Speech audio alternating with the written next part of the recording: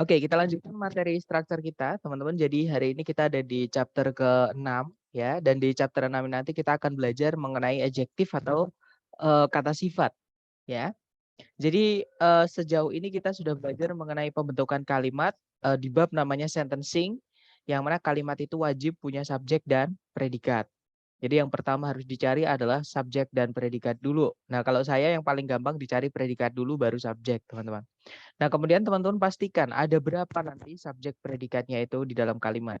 Karena kalau ada lebih dari satu subjek predikat, maka kita akan membutuhkan yang namanya conjunction atau kata hubung. Ya. Nah, atau ketika teman-teman mencari subjek predikat tiba-tiba menemukan ada penanda inversi di paling depan. Nah, maka kalimatnya harus diinversi atau dibalik. Jadi ada bagian dari predikat yang pindah sebelumnya subjek. Nah, penanda inversi itu yang kita bahas hari keempat ya. Ada 6. Yang pertama ada there, kemudian keterangan tempat, negative adverb atau keterangan maknanya negatif. Komparatif itu perbandingan, verb ing atau verb 3 yang panjang ya. Kemudian conditional sentence yang conjunction if-nya dihapus, yang diletakkan sebelumnya subjek predikat, seperti itu. Nah, kemarin kita juga sudah belajar bentuk kalimat yang unik lagi, namanya adalah double komparatif. Caranya kita bilang semakin A, semakin B, yaitu the more, seperti itu. Nah, hari ini kita akan belajar mengenai phrasing ya. Jadi sentencing sudah selesai, teman-teman. Yang berkaitan dengan kalimat di materi TOEFL structure kita sudah selesai. Nah, sekarang kita belajar yang berkaitan dengan frasa. Nah, frasa itu apa? Sebelumnya kita sudah belajar mengenai sentencing, caranya membuat sentence atau kalimat ya, teman-teman. Yaitu SP, kemudian kalau ada CSP ya dikasih SP lagi, seperti itu. Nah, kalau di phrasing, phrasing itu adalah caranya membuat frase. Nah, frase itu apa? Frase itu adalah gabungan kata atau kombinasi kata gitu ya, yang menempati satu posisi di dalam kalimat. Karena seperti yang kita tahu, misalnya subjek, teman-teman. Subjek itu dibuatnya dari kata benda atau kata ganti. Nah, tapi biasanya kata benda di subjek itu agak panjang gitu. Jadi dia ditambah-tambahi dengan kata-kata lain. Nah, yang menambahi itulah yang disebutkan dengan penjelas ya, teman-teman. Nah, penjelas diikuti kata yang dijelaskan itu yang menempati satu posisi kalimat, itulah yang disebut dengan frase. Atau misalnya saya punya kalimat seperti ini, teman-teman. Kalimat utuh ya. I saw a man on that bench last night. Kalau diartikan, saya melihat seorang pria di bangku itu tadi malam. Nah, itu kalau kita pecah posisi kalimatnya, kita pecah subjek, predikat, objek, keterangannya ya.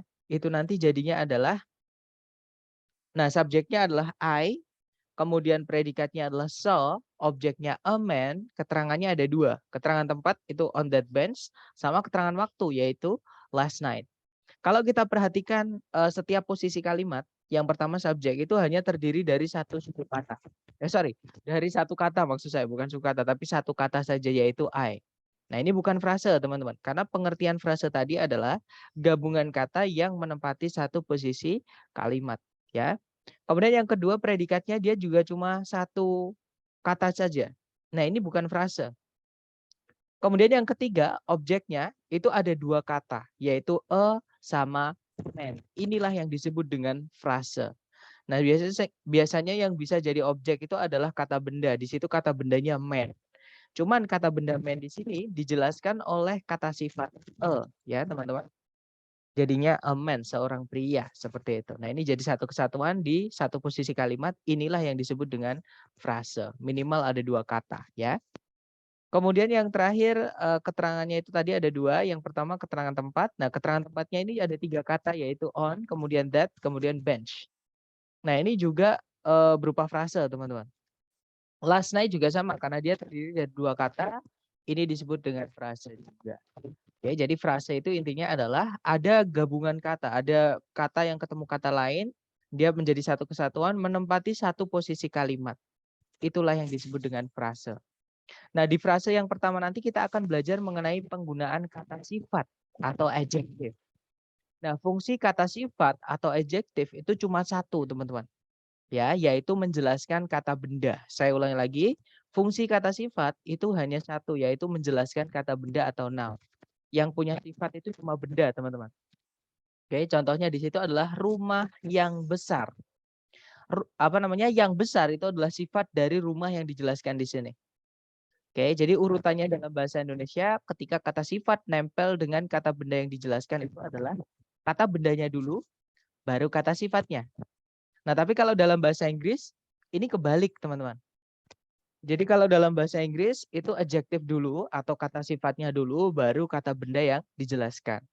Nah, contohnya kalau kita mau bilang rumah yang besar, itu nanti jadinya yang besarnya dulu yaitu big, kemudian rumahnya di belakang yaitu house. Jadi untuk bilang rumah yang besar itu big house, bukan house big, ya. Nah, kemudian adjektif sendiri sesuai urutan dan karakternya masing-masing itu dibagi ke dalam 3 bagian atau 3 kategori, ya. Yang pertama, adjektif atau kata sifat itu ada yang namanya determiner. Yang kedua, adjektif atau kata sifat itu ada yang namanya deskriptif atau epitet. Dan yang terakhir, kata sifat itu ada yang namanya adalah noun adjunct. Nah, ini sudah urut ya, teman-teman. Jadi adjektif itu kalau diurutkan itu dari determiner dulu, deskriptif, kemudian noun adjunct. Nah, determiner itu apa? Ini cuma nama sebenarnya teman-teman. Jadi nggak perlu terlalu dihafalkan karena nama nggak penting. Yang penting teman-teman paham determiner itu apa. Jadi determiner sendiri artinya adalah dia kata sifat yang selalu butuh kata benda setelahnya. Saya ulangi lagi, determiner ini kata sifat yang selalu harus ada kata benda yang dijelaskan setelahnya. Seperti itu. Nah, kemudian determiner ini nanti atau beberapa ya, lebih tepatnya beberapa determiner ini nanti akan menentukan bentuk dari kata bendanya. Apakah kata benda itu harus jamak? Apakah kata benda itu harus tunggal? Apakah kata benda itu harus jelas atau tidak, misalnya seperti itu. Oke. Nah, untuk contoh-contoh determiner atau yang termasuk ke dalam kategori determiner, ini sudah saya urutkan juga ya, teman-teman. Yang pertama adalah namanya artikel. Oke. Jadi artikel itu termasuk ke dalam adjektif. Artikel itu ada the sama a sama an, teman-teman. Oke. Nah, untuk dari kata determine sendiri atau determiner sendiri itu artinya adalah penentu. Dari kata determine. Determine itu menentukan. Determiner itu kata bendanya artinya penentu. Penentu apa? Penentu bentuk dari kata bendanya. Nah, untuk artikel ini nanti dia akan menentukan apakah kata benda yang dijelaskan itu jelas atau tidak. Maksudnya jelas atau tidak itu orang yang diajak omong atau orang yang kita berikan informasi itu sudah tahu belum benda yang kita maksud bendanya di mana di dunia ini. Kalau dia sudah paham, cuma ada benda yang kita maksud itu bendanya sudah jelas bagi pendengar, maka kita pakai the. Tapi kalau benda itu nggak tahu yang mana, ya karena di dunia ini ada banyak sekali misalnya bolpen. Saya membeli sebuah bolpen kemarin. Nah, orang yang kita ajak omong nggak tahu bolpen yang mana karena di dunia ini ada banyak sekali bolpen. Ya, jadi bolpen yang mana yang saya beli, yang saya maksud, seperti itu. Nah, maka kita pakainya a atau an, seperti itu. Tapi kalau misalnya bendanya yang kita sampaikan ke orang itu sudah diketahui sama orang itu, misalnya saya membeli sebuah bolpen kemarin, bolpen itu sangat bagus. Nah, bolpen itu sangat bagus. Bolpen yang saya maksud itu adalah bolpen yang saya beli kemarin. Nah, itu kan berarti udah jelas. Berarti kita kasih the. Seperti itu. Kemudian, the itu boleh diikuti jenis kata benda apapun, teman-teman. Ya, jadi the itu boleh diikuti kata benda apapun setelahnya. Oke. Nah, tapi kalau a sama an itu dia terbatas. Terbatasnya apa? Terbatasnya kalau setelahnya a atau an itu harus kata bendanya tunggal. Oke, dan dia harus bisa dihitung. Kata benda yang tidak bisa dihitung itu tidak bisa tunggal, tidak bisa jamak, teman-teman. Ya. Jadi samaan karena artinya sebuah, seorang, seekor, sehelai dan seterusnya. Intinya artinya gitu ya. Maka kata bendanya itu harus satu. Harus tunggal seperti itu. Contohnya sebuah rumah, a house. Seekor semut, an ant. Seperti itu ya. Nah, tapi kalau the boleh diikuti semua jenis kata benda. Oke, kemudian determiner yang berikutnya ada menentukan bendanya itu apakah jauh dari yang ngomong atau dekat dari yang ngomong. Kalau jauh kita bisa pakai kata sifat that artinya itu ya, atau those itu juga artinya itu. Bedanya kalau that itu nanti bendanya harus tunggal, teman-teman. Contohnya that house, rumah itu. Nah, tapi kalau those itu artinya juga itu, tapi bendanya harus jamak. Nanti benda setelahnya ini harus jamak. Contohnya rumah-rumah itu. those houses. Seperti itu. Nah, untuk dekat itu caranya kita bilang ini. Itu ada dua juga, ada this sama these. Nah, ini tulisan sama bacanya kebalik ya, teman-teman. Yang tulisannya pakai i bacanya e, yang tulisannya e bacanya i. Jadi this ini untuk kata benda tunggal, contohnya this house, rumah ini. Tapi kalau yang tulisannya e bacanya e itu bendanya harus jamak. Contohnya these houses, rumah-rumah ini. Seperti itu. Kemudian yang berikutnya kita punya kepemilikan atau mungkin di grammar kita nyebutnya possessive adjective. Ya, intinya kepemilikan. Punyanya siapa benda itu? Oke. Contohnya rumahku itu my house. Rumahmu atau rumah kalian, your house. Rumah mereka, their houses. Misalnya atau their house. Untuk kepemilikan ini boleh setelahnya diikuti kata benda tunggal atau jamak bebas. Tergantung predikatnya ya kalau tempatnya di subjek, teman-teman. Tapi kalau tempatnya di objek ya bebas gitu. Oke. Dan kata benda yang ditambahi tanda petik S, nah itu pasti itu kepemilikan. Saya ulangi lagi. Jadi kalau teman-teman menemukan ada tanda petik S di bahasa Inggris, maksudnya di soal structure TOEFL, fix itu adalah kepemilikan. Ya. Kenapa? Karena tidak boleh ada yang disingkat di writing atau di bahasa Inggris yang baku, teman-teman, yang tertulis. Dan TOEFL itu salah satu bentuk bahasa Inggris baku. Seperti itu. Jadi kalau menemukan bentuk tanda petik S itu bukan singkatan, ya, tapi itu adalah kepemilikan. Seperti jadi itu masuk ke dalam adjektif yang kepemilikan atau punya siapa benda itu. Nah, kemudian berikutnya kita punya determiner yang dari kategori angka atau numeral ya. Nah, kategori angka sendiri itu ada dua, teman-teman. Yang pertama namanya ordinal. Nah, itu menunjukkan urutan dari bendanya. Oke, jadi urutan ke berapa? Misalnya urutan pertama itu first, urutan kedua second, ketiga third. Misalnya rumah keduaku, my second house, seperti itu. Nah, ada third, ada next, ada last, ada 11th, ada 21st, dan seterusnya. Nah, ini biasanya kalau ditulis itu kalau first ada 1 ST ya atasnya, kecil gitu. Second itu 2 ND. Third itu 3 RD. Di atasnya itu kayak pangkat gitu. Kemudian next, last itu juga termasuk ke dalam urutan yang dia masuk ke dalam kategori ini juga ya. Nah, numeral ada juga atau angka itu ada juga selain urutan, ada juga yang menunjukkan jumlah bendanya. Nah, ini nanti adjektif yang dari numeral yang menunjukkan jumlah bendanya ini nanti akan menentukan bendanya itu harus tunggal atau jamak, teman-teman. Misal kalau kita pakai one, satu, ya bendanya harus tunggal. One house. Oke, tapi kalau dua misalnya two atau three, tiga, many itu banyak, few beberapa, most hampir semua, a number of itu juga sejumlah ya, maka kata bendanya itu harus dijamakkan. Jadinya misalnya a number of houses, sejumlah rumah-rumah atau sejumlah rumah gitu. Maksudnya rumahnya banyak karena sejumlah ya. Nah, salah satu di kardinal yang sering muncul itu adalah kata no. Jadi no itu termasuk ke dalam sini, teman-teman. Ke dalam determiner yang menunjukkan jumlah bendanya. Nah, no sendiri itu artinya adalah tak satu pun, sama kayak zero, sama kayak nol. Right? Jadi no itu adalah penanda jumlah dari bendanya.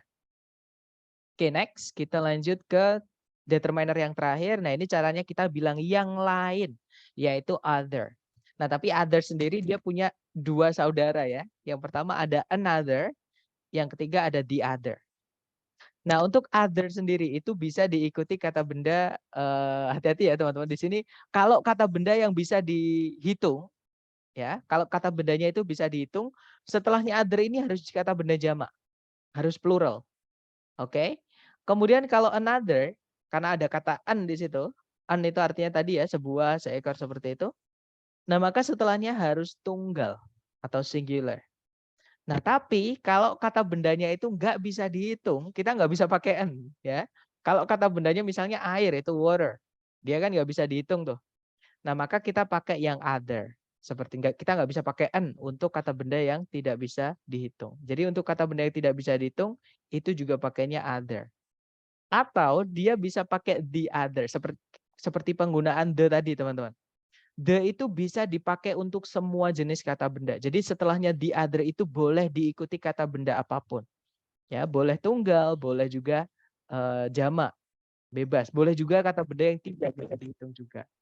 Seperti itu. Nah, itu untuk determiner. Mungkin teman-teman perhatikan di situ ada, kenapa kok di determiner itu ada yang saya warnai oranye atau kotak oranye ya. Sedangkan yang di bawah itu kok cuma putih aja. Kok nggak ada, kok nggak diblok seperti itu, atau kenapa kok nggak diwarnai sama. Karena yang di dalam kotak oranye yang atas itu, teman-teman, yang 3 kategori pertama ini ya. Nah, ini kita hanya bisa memilih salah satu saja. Misal teman-teman sudah memasukkan the untuk kata bendanya, itu nggak boleh kita masukkan a lagi, kita masukkan those lagi, kita masukkan misalnya kepemilikan di dalam satu frase, itu nggak boleh, teman-teman. Jadi kita nggak bisa bilang the my book atau my the book, nggak bisa. Alright, atau those the books, itu nggak bisa. Atau those books, itu nggak bisa. My those books juga nggak bisa. Jadi kita hanya bisa pilih salah satu aja dari determiner yang ada di dalam kotak oranye. Ya. Kemudian itu tadi determiner, teman-teman. Sekarang kita lanjut ke jenis kata sifat yang kedua, namanya adalah deskriptif atau epithet. Nah, kalau determiner tadi dia adalah jenis kata sifat yang selalu butuh noun atau kata benda. Kalau deskriptif atau epithet ini dia tidak selalu butuh kata benda, ya. Dia bisa berdiri sendiri tanpa kata benda, dia juga bisa berdiri dengan kata benda setelahnya. Tapi urutannya, kalau dia nempel dengan kata benda setelahnya, maka urutannya determiner dulu. Kalau ada determinernya, ya. Jadi determiner dulu, kemudian deskriptif, kemudian kata bendanya. Seperti itu. Nah, untuk deskriptif sendiri itu ada 8 kategori sesuai urutan, teman-teman. Oke, jadi deskriptif itu ada 8 kategori yang bisa muncul lebih dari satu. Nah, itu urutannya sudah ditentukan seperti ini, yaitu dari yang paling umum, jadi sifat yang paling yang paling luas maknanya ke yang semakin sempit. Jadi semakin ke bawah itu semakin sempit. Oke, contohnya yang paling atas itu adalah kualitas dan karakteristik bendanya. Contohnya ada epic, itu luar biasa, expensive itu mahal, famous itu terkenal, kind itu baik hati. Nah, kemudian yang kedua semakin ke bawah itu ada ukuran, gigantic atau size ya, gigantic, large, tiny, microscopic. Kemudian ke bawah lagi itu ada umur, yaitu archaic atau ancient, artinya kuno atau purba gitu ya. Nah, kemudian ada juga temperature atau suhu, yaitu hot, panas, sama cold, dingin. Ya, jadi age sama temperature, jadi umur sama suhu. Nah, kenapa kok umur sama suhu dijadikan satu kategori atau satu tempat di nomor 3 urutannya? Karena kalau teman-teman memasukkan sifat dari bendanya itu berupa umur sama suhu, itu boleh dibolak-balik. Boleh umur dulu baru suhu, boleh suhu dulu baru umur, nggak apa-apa, teman-teman. Oke. Kemudian yang nomor 4 itu ada participle. Participle sendiri artinya adalah kata kerja yang dibuat menjadi kata sifat. Bentuknya ada 2, ada aktif yaitu verb ing, ada juga pasif yaitu verb 3. Oke, nanti artinya hanya aktif sama pasif gitu aja. Jadi burning yang terbakar, fascinating yang menarik, excited yang senang, kalau yang menyenangkan ya exciting. Confused itu bingung, confusing itu membingungkan. Nah, hati-hati dengan ini teman-teman. Ini yang sering dipakai oleh orang Indonesia biar terdengar lebih gaul ya, yaitu kata boring. Nah, teman-teman kalau mau bilang boring itu jangan kasih I. Jadi jangan bilang I am boring. Karena kalau teman-teman bilang I am boring itu nanti artinya saya membosankan. Oke? Jadi bilangnya kalau mau pakai boring itu bukan I tapi pakainya it. It's boring. Ini membosankan. Seperti itu. Tapi kalau mau pakai I itu bukan I am boring tapi I am bored. Saya bosan. Seperti itu. Jadi verb ing sama verb 3 bedanya aktif sama pasif seperti itu. Kemudian yang kelima itu ada bentuk dari bendanya, teman-teman. Jadi bendanya itu bentuknya apa? Contohnya di situ ada oval, rectangular, square, cubic, tubular, dan seterusnya. Kemudian yang keenam ada warna dari bendanya. Ya, contohnya ada maroon, ada violet, ada indigo, ada purple, ada silver, dan seterusnya. Misalnya blue, red, yellow, orange, dan seterusnya. Kemudian nomor 7 ada origin atau location. Jadi asal benda itu dari mana atau lokasi bendanya di mana. Contohnya ada Japanese itu di Jepang atau dari Jepang. English dari Inggris atau di Inggris. Canadian dari Kanada atau di Kanada. American dari Amerika atau di Amerika. Seperti itu. Kemudian yang terakhir untuk deskriptif itu ada bahan dari benda itu. Jadi benda itu dibuat dari apa? Contohnya ada wooden, itu dari kayu, plastik dari plastik, metal dari logam, paper dari kertas, fiber dari serat, dan seterusnya. Contohnya ya. Nah ini sudah diurutkan. Jadi ada word order atau urutan kata kalau kita mau ada lebih dari satu adjektif untuk menjelaskan satu kata benda. Untuk deskriptif ya, teman-teman. Kemudian yang terakhir untuk kata sifat itu jenis yang terakhir ada namanya noun adjunct. Beberapa orang nyebutnya noun adjektif, nggak masalah. Teman-teman bisa menyebutnya noun adjunct, bisa menyebutnya noun adjektif, bebas. Yang gampang yang mana. Nah, pengertiannya adalah noun adjunct ini atau noun adjektif ini adalah jenis kata sifat yang dibuat dari kata benda. Jadi nanti ada kata benda, tapi dia itu mencuri fungsinya kata sifat, teman-teman, yaitu menjelaskan kata benda. Jadi benda menjelaskan benda, kayak gitu. Nah, untuk noun adjunct sendiri itu ada dua kategori. Ada yang kata benda murni, ada yang gerund. Gerund itu verb ing, teman-teman. Oke. Nah, contoh kata benda murni yang fungsinya menjadi noun adjunct adalah kata book di bookshelf, artinya rak buku. Kalau saya beli rak buku di toko perabotan, ya atau di toko lah, misalnya saya bilang di toko bilang, "Pak, saya beli rak buku." Nah, pasti sama bapaknya diambilkan rak, teman-teman. Entah itu ada bukunya atau tidak, itu tidak penting. Karena yang saya pengen beli adalah raknya. Memang namanya rak buku. Memang ada kata bukunya di dalamnya. Nah, itulah yang disebut dengan noun adjunct. Jadi kata benda aslinya adalah shelf, artinya rak ya. Kemudian benda apa namanya noun adjunct atau penjelasnya di situ berupa kata benda yang mencuri fungsinya adjektif atau kata sifat. Ya, jadinya bookshelf. Kemudian yang berikutnya contohnya kita punya pencil case, itu kotak pensil. Sama kalau kita beli tempat pensil atau kotak pensil pasti sama orang penjaga tokonya diberikan kotaknya ya atau tempat pensilnya, bukan pensilnya. Bahkan kadang ketika kita beli kotak pensil itu dalamnya nggak ada pensilnya ya. Jadi hanya tempatnya aja. Jadi kata pensil di kotak pensil itulah yang disebut dengan noun adjunct atau noun adjective. Jadi kata benda yang fungsinya menjelaskan kata benda lain. Nah, contoh terakhir untuk noun adjunct yang berupa dari kata benda asli adalah baby powder, bedak bayi. Nah, kalau kita beli bedak bayi di toko, pasti sama bapaknya diberikan bedak. Nggak mungkin kita beli, Pak, beli bedak bayi, sama bapaknya dikeluarin bayi. Karena yang kita maksud adalah bedak bayi itu ya bayi untuk bedak, seperti itu, teman-teman. Oke, jadi kata bayi di dalam bedak bayi itu hanya menjelaskan bedaknya saja. Itulah yang disebut dengan noun adjunct atau noun adjective. Right? Nah, noun adjunct sendiri itu juga bisa dibuat dari gerund atau verb ing. Contohnya running shoes, sepatu lari. Kemudian contohnya lagi ada washing machine, mesin cuci. Contohnya lagi ada dining table, meja makan. Nah, ini beda dengan participle ya, teman-teman. Kalau participle itu ada yang-nya. Misalnya burning house, rumah yang terbakar. A fascinating idea, ide yang menarik. Nah, tapi kalau running shoes itu bukan sepatu yang lari, teman-teman. Ngeri ya kalau kita lihat sepatu tiba-tiba lari sendiri itu ngeri gitu. Sama kayak washing machine tiba-tiba ada mesin nyuci sendiri atau dining table meja yang makan itu bukan. Jadi kalau verb ing-nya di gerund atau noun adjunct ini artinya bukan yang tapi nanti artinya untuk. Jadi running shoes itu sepatu untuk lari. Washing machine itu mesin untuk mencuci. Dining table itu artinya meja untuk makan. Sama kayak gini. Bookshelf, rak buku itu rak untuk buku. Pencil case, kotak pensil itu kotak untuk pensil. Baby powder, bedak untuk bayi. Seperti itu.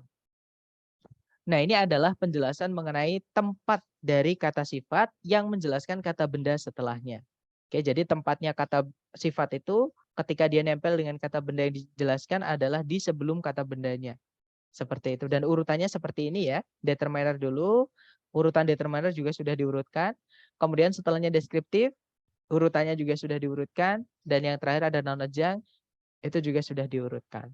Nah, ini nggak perlu teman-teman hafalkan ya. Nanti silahkan di foto dulu boleh untuk nanti supaya lebih gampang kalau teman-teman menemukan soal adjektif yang tiba-tiba teman-teman diminta untuk mengurutkan. Oke. Nah, tapi nanti setelah kelas harap ditulis kalau teman-teman sudah paham. Tapi kalau mungkin ada pertanyaan dulu, boleh silahkan ditanyakan sebelum kita ke contoh soal. Silahkan teman-teman.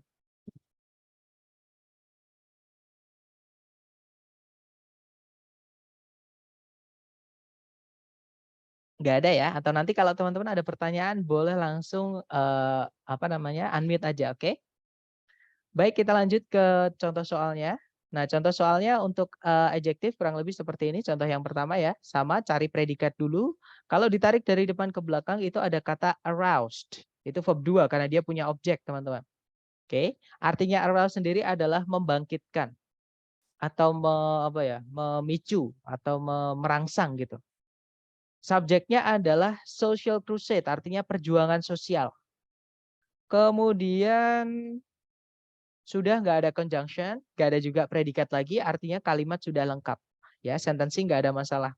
Nah, titik-titiknya ini berada di sebelumnya kata benda di subjek, yaitu di sebelum kata benda crusade. Nah, yang bisa menjelaskan kata benda dan letaknya di sebelum kata benda itu adalah kata sifat. Jadi cari A, B, C, D yang dia adalah kata sifat, teman-teman. Nah, kebetulan di pilihan A, B, C, D kata sifat cuma satu pilihan. Ada yang masih ingat kira-kira yang mana, teman-teman?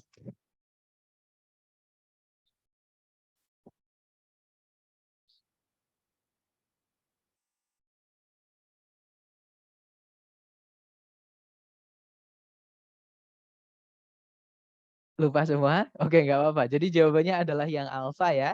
Di situ jadi no itu artinya sama kayak zero. Dia termasuk ke dalam determiner yang menjelaskan jumlah dari bendanya. Oke. Kalau yang bravo dan yang delta itu adalah kata ganti.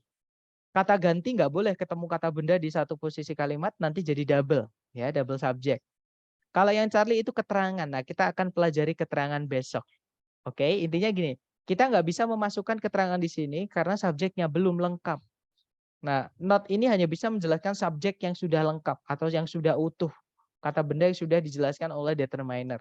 Seperti itu. Jadi Charlie nggak bisa, jadi jawabannya adalah yang alpha. Ya.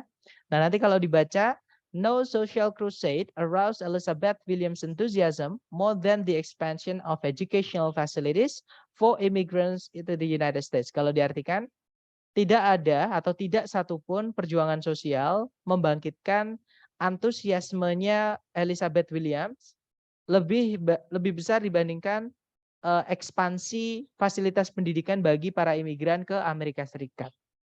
Seperti itu. Oke, lanjut ke contoh kedua. Caranya sama, cari predikat dulu. Di situ ada can achieve ya, teman-teman. Nah, kemudian kita cari subjek. Hati-hati, teman-teman. Di situ memang ada kata benda greyhound. Greyhound itu kata benda, tapi dia bukan subjek. Kenapa? Karena subjek dan predikat itu sama-sama pentingnya. Dia tidak boleh dipisah dengan satu koma. Nah, tapi kalau misalnya dipisah dengan 2 koma malah boleh. Oke, jadi di sini kita kehilangan 1 koma lagi. Oke.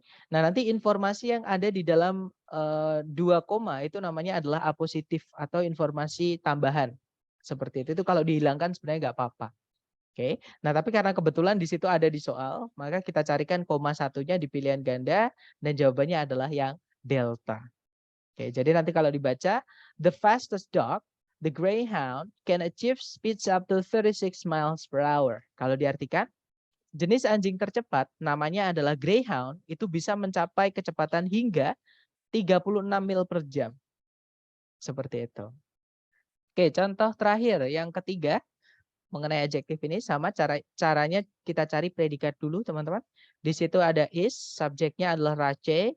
Kemudian ada conjunction that, yang mana conjunction ini dia sekaligus menjadi subjek, teman-teman. Nah, nanti kita akan bahas perdalam conjunction yang unik seperti ini di hari ke-10 ya. Di situ predikatnya adalah can move.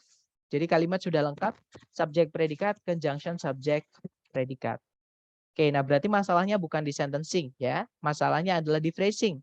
Titik-titik di sini berada di sebelum kata benda race. Berarti ini tempatnya kata sifat atau adjektif. Nah, di pilihan ganda yang alpha itu adjektif kemungkinan bisa. Kita tahan dulu. Yang bravo salah karena ada predikat lagi. Kita nanti butuh conjunction lagi ya. Kalau yang Charlie ada conjunction lagi, tapi nggak ada subjek predikat di situ. Kalau yang delta ada predikat lagi, tapi nggak ada conjunction lagi, nggak bisa. Ya, jadi jawabannya yang alpha nanti kalau dibaca, a race is a wheel or bar that can move in only one direction. Kalau diartikan, sebuah kunci pas merupakan sejenis roda atau batang yang bisa bergerak hanya di satu arah saja. Seperti itu. Nah, dari ketiga contoh tadi, Mungkin ada yang mau ditanyakan dulu dari teman-teman sebelum kita ke latihan soal, silahkan.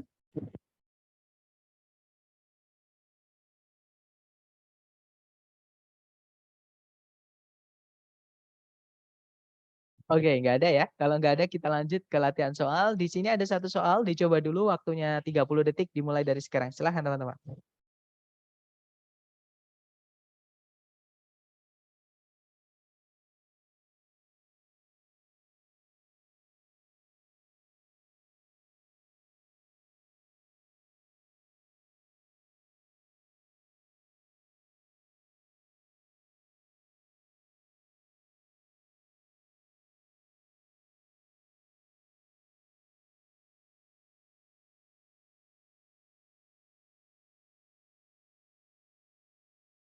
Oke, 30 detik sudah habis dan ada 6 jawaban dari teman-teman. Ada jawaban alfa, alfa, alfa, alfa, dan semuanya menjawab alfa. Ya, kita cek bersama. Di situ ada predikat is also known. Subjeknya adalah state. Kemudian ada conjunction because, subjeknya Yoming Women, predikatnya adalah were. Oke, kalimat sudah lengkap. Subjek predikat, conjunction, subjek predikat. Nah, di situ titik-titiknya berada di sebelum kata benda state, artinya itu tempatnya adjektif ya. Dan jawabannya betul, yang alfa, teman-teman. Nah, nanti kalau yang Bravo salahnya ada predikat lagi, Charlie ada conjunction, Delta ada conjunction juga. Kita nggak butuh conjunction sama predikat lagi, ya. Jadi jawabannya alpha nanti kalau dibaca, the state of Wyoming is also known as the equality state because Wyoming women were the first in the nation to vote. Kalau diartikan, negara bagian Wyoming juga dikenal sebagai negara kesetaraan karena wanita Wyoming merupakan yang pertama kali di bangsa tersebut untuk mengikuti pemilu. Seperti itu. Oke, lanjut ke number 5. Silahkan dicoba dulu, 30 detik dimulai dari sekarang, silahkan.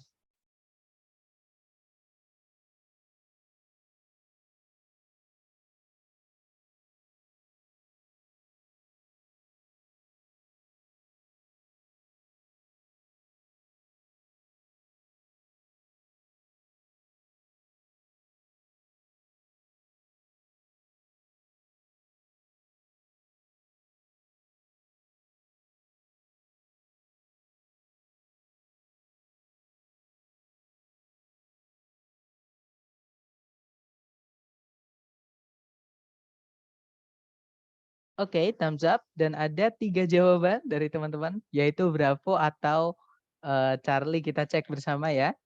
Seperti biasa, cari predikat dulu. Di situ ada predikat began. Nah, itu di depan ada conjunction ya, teman-teman. Although, nah berarti conjunction subjek predikat. Setelah koma itu ada predikat lagi has taken. Subjeknya adalah chief growth. Nah, artinya kalimat sudah lengkap, conjunction subjek predikat, koma subjek predikat. Nah, masalahnya bukan di sentencing, teman-teman. Masalahnya adalah di phrasing, ya. Nah, titik-titik di situ berada di sebelum kata benda growth. Nah, artinya ini tempatnya kata sifat. Oke. Dan ABCD yang dia hanya terdiri dari kata sifat saja adalah yang alfa, teman-teman. Jadi jawabannya adalah yang alfa ya. Kalau yang Bravo sama Charlie itu kenapa kok salah? Karena dia ada conjunction lagi, fanboys yang sebelumnya ada komanya. Kalau fanboy sebelumnya ada koma, dia menjadi penanda penghubung dua subjek, dua predikat. Sedangkan di sebelumnya koma itu sudah ada although, dia conjunction. Selain fanboy seperti itu. Ya, nanti jadi double conjunction seperti itu. That's right. Nah, kalau yang delta itu ada subjek lagi, ada predikat lagi, tapi nggak ada conjunction lagi. Delta nggak bisa. Jadi jawabannya yang alpha. Nah, it's itu termasuk ke dalam determiner yang menunjukkan kepemilikan. Ya, atau namanya kalau di grammar possessive adjective seperti itu. Sama kayak my, sama kayak your, sama kayak their, our, dan seterusnya. Nah, nanti kalau dibaca, although adult education in the United States began in colonial times, its chief growth has taken place since the 1920s. Kalau diartikan, meskipun pendidikan orang dewasa di Amerika Serikat berawal di zaman kolonial, pertumbuhan utamanya atau pertumbuhan pokoknya telah terjadi sejak 1920-an. Seperti itu.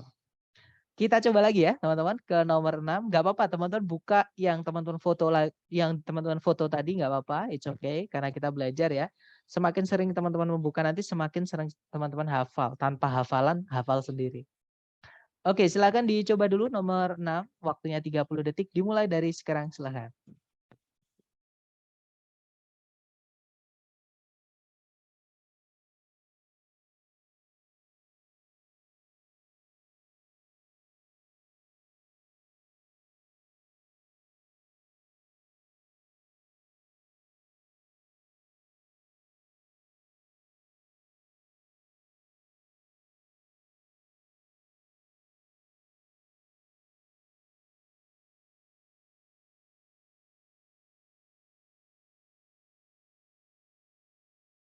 Oke, 30 detik sudah habis dan kita punya 5 jawaban dari teman-teman. Semuanya menjawab delta, kita cek bersama.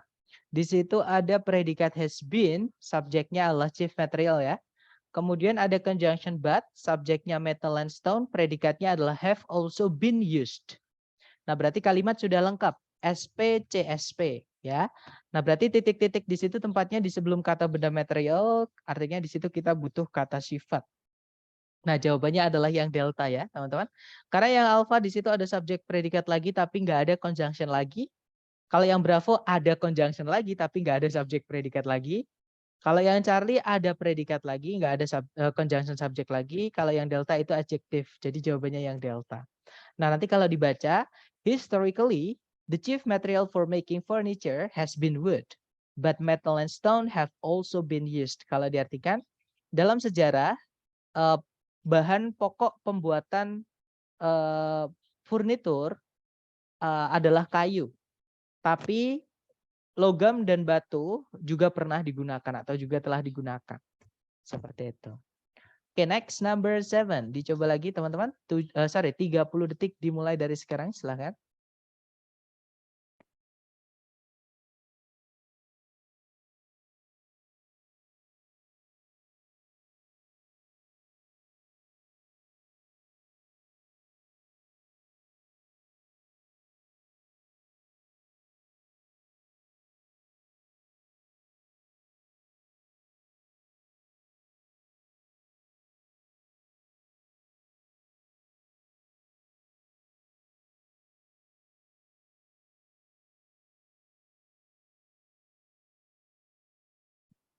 Oke, 30 detik sudah habis.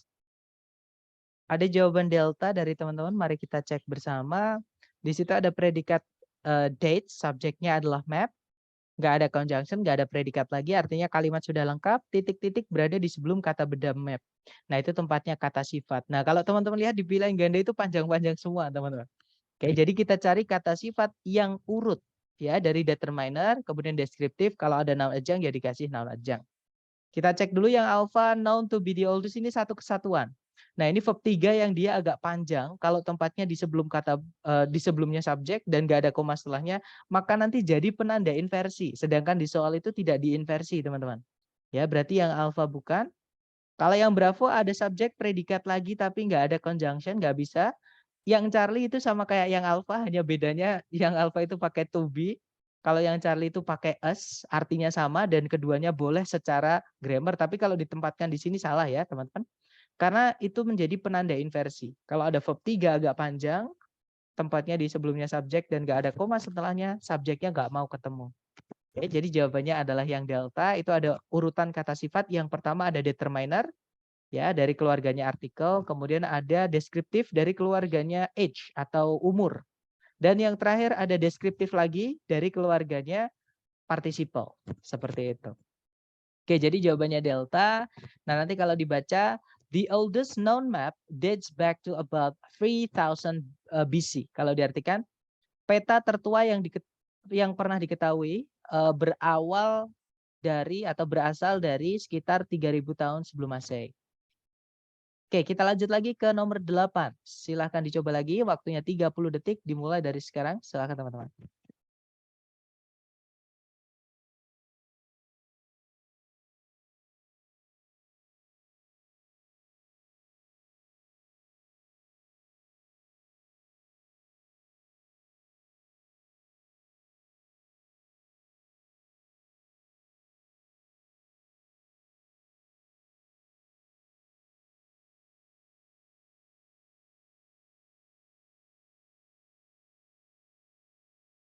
Oke, 30 detik sudah habis. Ada 6 jawaban dari teman-teman. Ada jawaban delta. Semuanya menjawab delta. Kita cek ya. Cari predikat dulu. Di situ ada are called. Subjeknya adalah depressions. Nah, kalimat sudah lengkap. Nggak ada conjunction, nggak ada predikat lagi. Artinya masalahnya bukan di sentencing tapi di phrasing. Nah, titik-titik berada di sebelumnya kata benda. Itu tempatnya adjektif atau kata sifat. Kita cek satu-satu pilihan ganda. Yang alpha salah karena ada predikat lagi, nggak ada conjunction. Yang bravo, nah ini sudah pasti salah ya teman-teman. Kalau ada titik-titik di paling depan, di pilihan ganda diawali oleh predikat seperti ini, fix, jangan dipilih. Udah pasti salah. Oke. Kalau yang Charlie ada conjunction tapi nggak ada subjek predikat lagi, ya jawabannya adalah yang delta. Itu kata sifat ya. Nah nanti kalau dibaca, deep depressions in the ocean floor are called trenches. Kalau diartikan, cekungan-cekungan yang dalam di dasar laut disebut palung. Seperti itu. Alright, lanjut ke number 9. Silakan, waktunya 30 detik dimulai dari sekarang. Silakan teman-teman.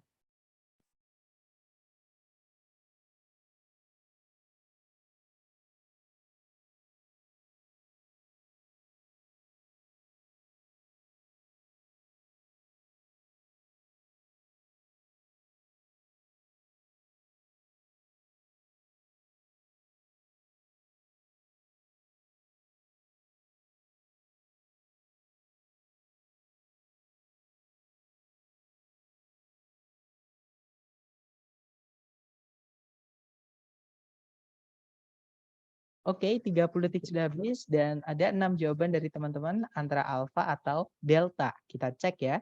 Seperti biasa cari predikat dulu, di situ setelah koma itu ada verb 2 yaitu rejected. Subjeknya itu di setelahnya 2 koma yaitu futurism. Oke. Kemudian sudah nggak ada penanda subjek predikat lagi, artinya kalimat sudah lengkap. Nah, ini titik-titiknya berada di dalam apositif atau informasi tambahan yang boleh dihapus ya sebenarnya. Tapi karena titik-titiknya di situ ini nggak bisa kita hapus teman-teman. Nah, kalau kita lihat di setelah titik-titik itu ada kata benda movement. Nah, berarti di sini ini adalah tempatnya adjektif atau kata sifat. Oke, kita cek ABCD. Yang alpha di situ kata sifat, kemungkinan alpha bisa. Kalau yang bravo ada conjunction tapi nggak ada subjek predikat lagi, bravo nggak bisa. Kalau yang Charlie itu ada conjunction, ada subjek, ada predikat, tapi hati-hati teman-teman. Nah ini memang belum kita bahas ya, tapi karena dia keluar di apa namanya di soal di pilihan ganda, jadi ini saya jelaskan kenapa yang Charlie ini salah walaupun secara bentuk atau secara CSP itu kan urut tuh. Kalau ada subjek predikat kita masukkan CSP kan sebenarnya nggak apa-apa. Nah tapi yang Charlie ini salah kenapa? Karena that di sini artinya yang teman-teman. That yang artinya yang itu subjek atau objeknya itu nggak boleh lengkap. Salah satu harus dihapus. Oke, nah itu nanti kita akan pelajari lebih dalam di hari ke-10. Oke, kenapa kok misalnya conjunction yang artinya yang atau gimana menentukan kalau that itu artinya yang atau bahwa. Itu nanti kita akan bahas di hari ke-10. Ya, intinya Charlie ini nggak bisa walaupun secara CSP dia benar seperti itu. Kalau yang delta itu ada predikat, teman-teman, tapi sebelumnya nggak ada subjeknya, kemudian nggak ada conjunction juga. Oke, berarti delta nggak bisa. Ya, jadi jawabannya yang alpha nanti kalau dibaca, futurism, an early 20th century movement in art, rejected all traditions and attempted to glorify contemporary life by emphasizing the machine and motion. Oke, itu tadi. Kalau diartikan kurang lebih, futurisme yaitu gerakan seni di abad ke-20-an, menolak seluruh tradisi-tradisi lama dan berusaha untuk meramaikan kehidupan modern dengan menekankan mesin dan gerakan. Seperti itu. Oke, terakhir nomor 10 dicoba dulu, jangan takut salah. 30 detik dimulai dari sekarang.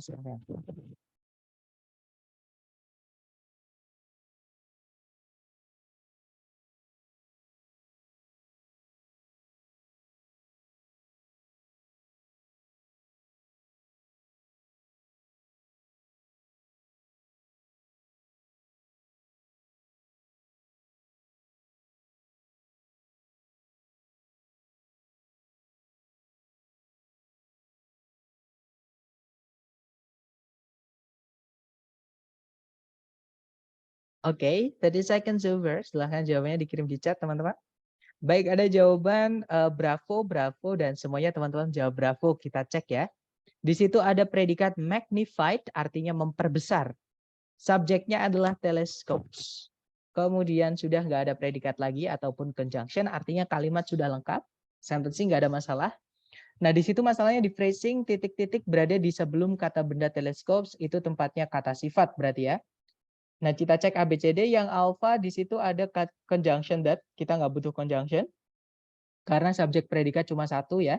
Kalau yang Bravo itu kata sifat, kemungkinan Bravo bisa. Yang Charlie, nah this-nya ini bukan kata sifat teman-teman. This di sini adalah kata ganti ya. Jadi kalau teman-teman menemukan kata sifat yang dari determiner, tapi setelahnya nggak ada kata benda, tiba-tiba nabrak predikat seperti ini dia kata ganti. Jadi this itu bisa pronoun, bisa adjective. Seperti itu. Nah ini pronoun sebagai subjek, predikatnya adalah is. Kita nggak butuh subjek lagi, nggak butuh predikat lagi karena nggak ada conjunction. Kalau yang delta ada conjunction, tapi nggak ada subjek predikat lagi. Delta nggak bisa. Oke, jadi jawabannya yang Bravo. Nanti kalau dibaca, the telescopes of the 1900s magnified objects 33 times their original size. Seperti itu. Nah nanti kalau diartikan, teleskop dari tahun 1600-an memperbesar benda-benda 33 kali ukuran asli mereka.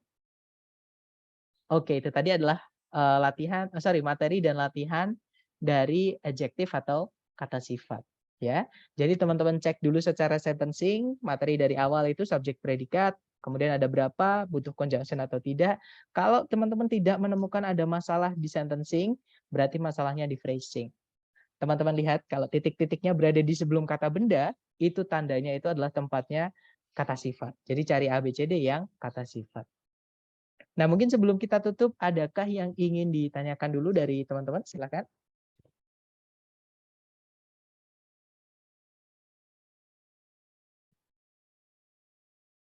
Sorry, Mister, kalau OOT out of topic ya. Contohnya soal number 4, jika setelah conjunction itu subjek, sebentar kita ke nomor 4 dulu. Oke. Jika setelah conjunction itu subjek dan predikatnya nggak lengkap, jika setelahnya conjunction, maksudnya conjunction because ya, subjek predikatnya itu nggak lengkap, mempengaruhi jawabannya, kata di awal kalimat, ya that's right, of course, teman-teman. Setelahnya conjunction itu harus ada subjek predikat, ya urutannya C itu pasti setelahnya ada SP. Nggak bisa, nggak karena conjunction itu fungsinya hanya menghubungkan dua subjek, dua predikat. Artinya setelah conjunction harus ada subjek predikat. Kalau setelahnya conjunction nggak ada subjek predikat, artinya kita butuh subjek sama predikat. Seperti itu. Gimana, Miss? Apakah dapat maksud saya? Oke, dapat ya. Jadi urutannya yang paling penting CSP. SP, kemudian apakah ada SP lagi, berarti kita butuh C, seperti itu. Dan urutannya CSP itu jadi satu kesatuan. Itu nanti kita bahas hari ke-10, namanya anak kalimat atau dependent clause. Nah, mungkin ada pertanyaan lagi, silakan teman-teman.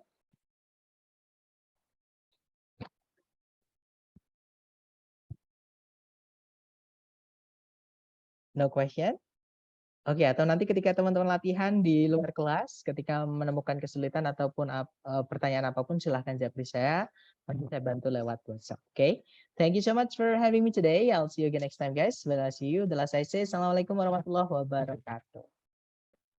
Waalaikumsalam warahmatullahi wabarakatuh. Thank you, sir. All right, and have a good day, everyone.